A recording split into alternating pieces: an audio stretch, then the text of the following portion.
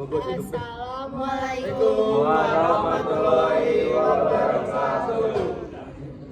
Ya, Kami dari kelompok 3 ingin mempresentasikan sistem reproduksi manusia. Sebelumnya, perkenalkan nama saya Dwi Wahyu Saputra. nama saya Nazwa Kesha Maulida. Saya Roy Nuhatan Manahendra. Saya Nasir Tinggal Pratama Hestia. Saya Feliza Skaumia. Saya Geni Yana. Oke, selamat menonton. Yang pertama, pendahuluannya. Sistem reproduksi adalah sistem yang menghasilkan gamet jantan atau betina agar makhluk hidup dapat menghasilkan keturunan berikutnya melalui fertilisasi. Yang pertama, kita memasuki bagian testis atau buah zakar. Adalah gonad pria yang menghasilkan sperma dan hormon pada pria. Terdiri dari tubulus seminiferus, saluran berkelok-kelok yang menghasilkan sperma, terus sel sertoli menghasilkan hormon estrogen dan nutrisi sperma dan perangsang espermiasi. Dan terakhir, mengandung sel Leydig menghasilkan testosteron. Ini yang kedua ya.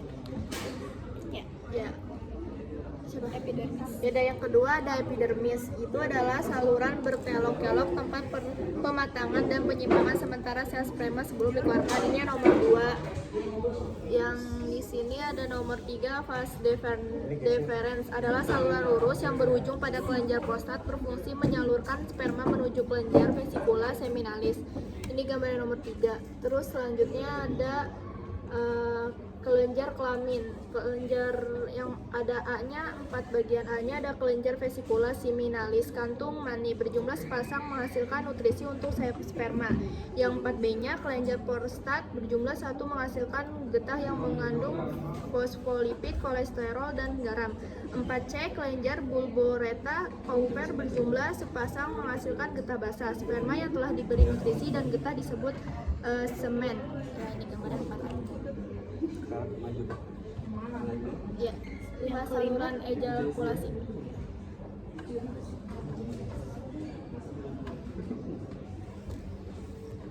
Saluran ejakulasi yang adalah saluran pendek pengikut deferens dengan uretra. Yang keenam ada uretra. Uretra adalah saluran pengeluaran sperma atau urin menuju penis. Yang ketujuh ada skrotum. Adalah kantung pembungkus testis yang melindungi testis. Pada skrotum terdapat 2 otot. Yang pertama, otot dartos, otot polos yang dapat mengerut dan mengendurkan skrotum. Yang kedua, otot kremaster, otot lurik yang mengatur suhu testis. Yang kedelapan, ada penis.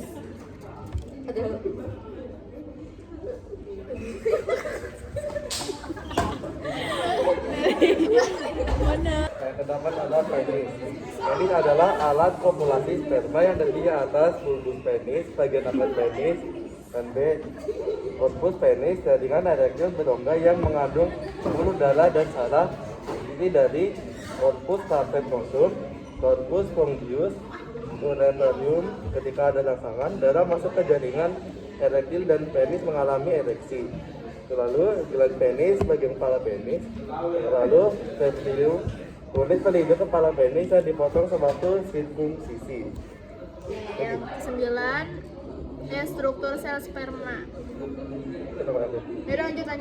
Kemudian ada struktur sel sperma. Yang pertama ada aklosom, yaitu kepalanya mengandung enzim hyaluronidase, protease, dan antifertilizin, berfungsi untuk menembus mantel ovum.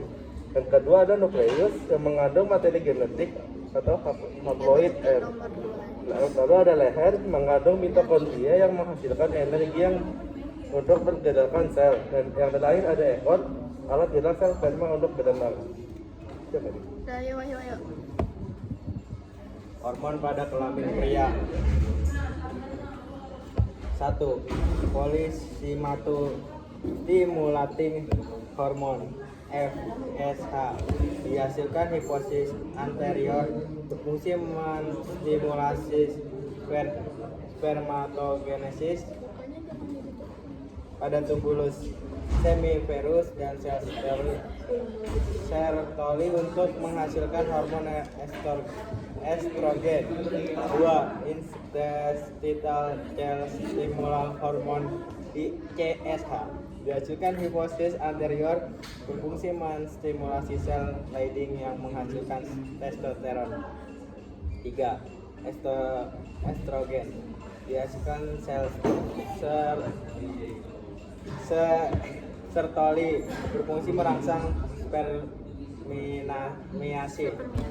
Yang keempat, testosteron androgen dihasilkan sel Leydig berfungsi memunculkan ciri kelamin sekunder yang mengatur spermatogenesis dan spermasi.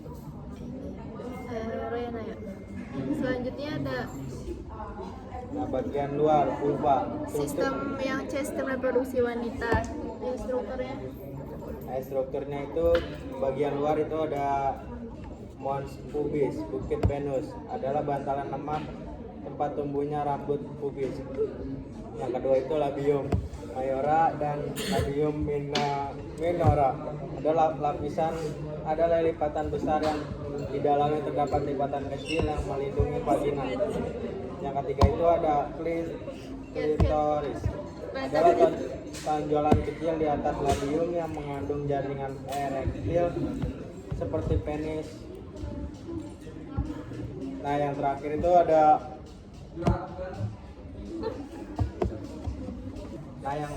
itu ada hymen, selaput darah. Adalah selaput yang melindungi vagina dan mengandung banyak pembuluh darah.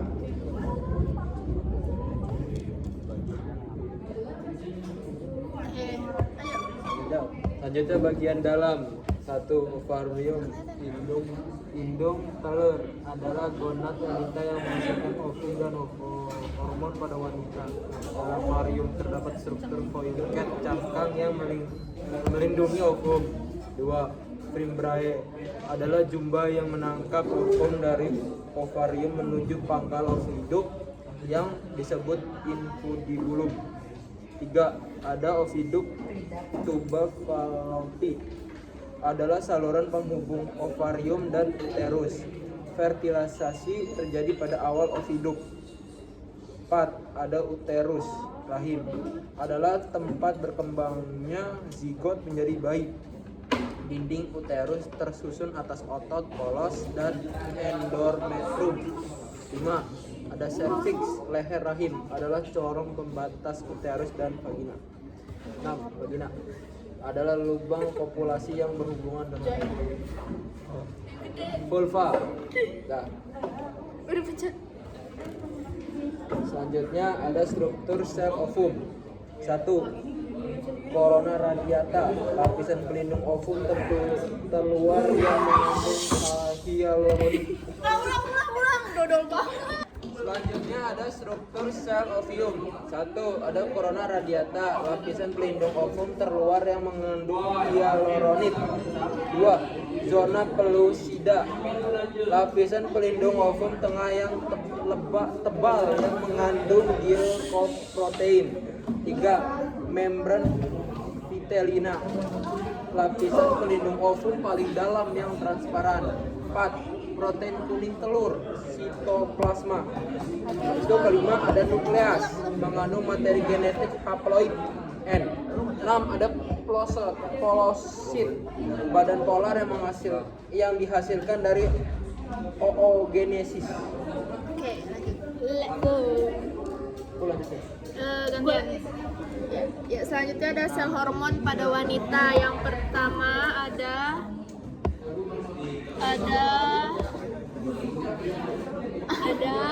apa ya? Follicle stimulating hormone atau FSH yang dihasilkan oleh hipofisis interior yang berfungsi untuk mengatur perkembangan folik sampai menjadi follicle degraf pada ovarium. Yang kedua, luteinizing hormone atau LH dihasilkan oleh hipofisis anterior yang berfungsi untuk mengubah follicle dan degraf menjadi corpus luteum dan menstimulasi ovulasi. Yang ketiga, estrogen yang dihasilkan oleh folikel degraf berfungsi untuk memunculkan ciri kelamin sekunder pada wanita dan menebalkan endometrium.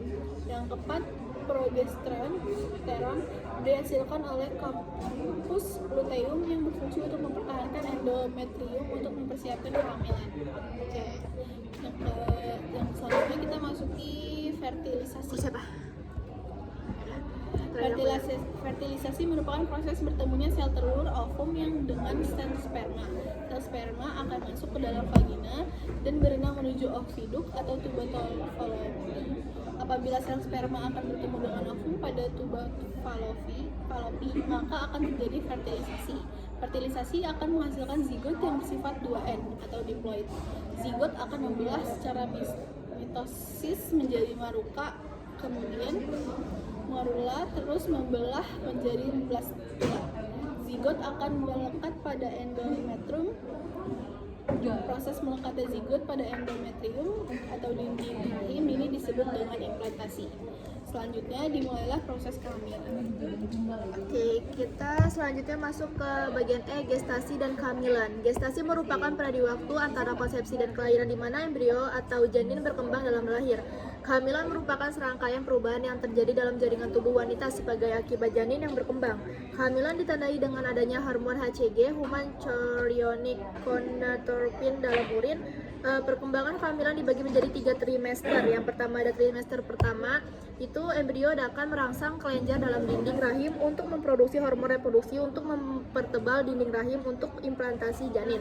Ada perkembangan embrio yaitu mata berkembang sempurna tetapi kelopak mata masih menyatu, hidung membentuk jalur dan telinga luar muncul. Detak jantung sudah bisa terdeteksi dengan panjang janin 7,5 cm dan berat 28 gram. Yang kedua ada trimester kedua. Hormon HCG akan stabil dan plasenta akan menyekresikan progesterone untuk menjaga kehamilan. Perkembangan janin yaitu kepala sudah mulai proporsional, kulit keriput merah muda, panjang janin 27-35 cm dan berat 567-871 gram. Dan yang ketiga trimester 3, janin mencapai berat 3-3,5 gram dan panjang 50 cm. Lenugo terkelupas dan kulku tumbuh sempurna. Lanjut di sini ada teknologi pada sistem reproduksi. Teknologi pada sistem reproduksi antara lain yang pertama kelahiran sesar. Kelahiran dilakukan melalui tindakan operasi. Dilakukan apabila kelahiran normal tidak dapat dilakukan. Yang kedua bayi tabung. Teknologi fertilisasi in vitro atau terjadi di luar rahim ibu dengan cara A. Fertilisasi dilakukan di media kultur. B. Zigot yang telah membelah dimasukkan kembali ke dalam rahim ibu dan ibu menjalani masa kehamilan seperti biasa. Yang ketiga, keluarga berencana KB menggunakan berbagai macam cara untuk mengatur kehamilan ibu. A. KB alami, contoh sistem kalender subur. B. KB hormon. Hormon yang dilakukan antara lain progesteron atau mencegah menstruasi atau progesteron dan estrogen atau mencegah ovulasi dan menstruasi. Contoh pil KB, suntik KB, vaginal ring, intrauterin sistem atau IUS. Yang lanjut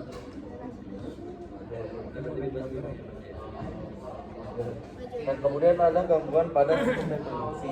Yang pertama ada infertilisasi, yaitu ketidakmampuan menghasilkan gamet atau keturunan. Kemudian ada impotensi, yaitu ketidakmampuan penis untuk melakukan ereksi karena faktor hormon, obat-obatan, rokok, dan alkohol. Lalu ada liptoisme, yaitu gagalnya turunnya testis dari rongga pada testosteron sewaktu lahir. Lalu optimis, yaitu peradangan testis akibat mumpitis. Lalu epididymis, yaitu peradangan epididymis akibat E. coli dan chlamydia. Lalu prostatitis, yaitu peradangan kelenjar prostat akibat usia lanjut atau E. coli. Lalu premenstrual syndrome atau PMS, yaitu gangguan emosi, rasa sakit, dan jadi yang muncul akibat meningkatnya hormon kelamin. Lalu ada endometriosis, yaitu terdapatnya jaringan endometrium di luar uterus yang menyebabkan rasa nyeri sewaktu menstruasi. Lalu ada amenorrhea, yaitu tidak terjadinya menstruasi dalam waktu yang lama. Feli mana Feli? Feli. Oke, makasih. Mungkin cukup sekian presentasi dari kelompok kami. Jika ada pertanyaan silakan dicantumkan di video. Ayo. Dan maaf bila masih banyak kurangnya. Iya. Terima kasih. Wassalam.